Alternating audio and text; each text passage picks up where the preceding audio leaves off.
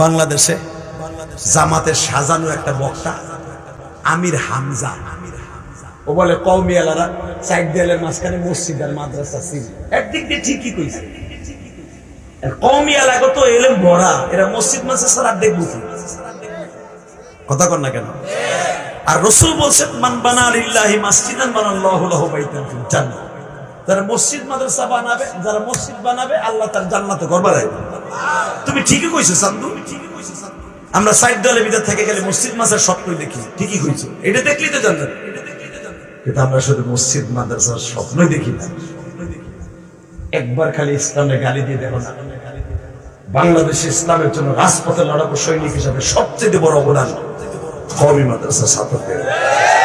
মুফতি আমিনের মতো রাজপথ কাঁপানো নেতা জামাতের ভিতরে একটাও দেখতে পাবা না।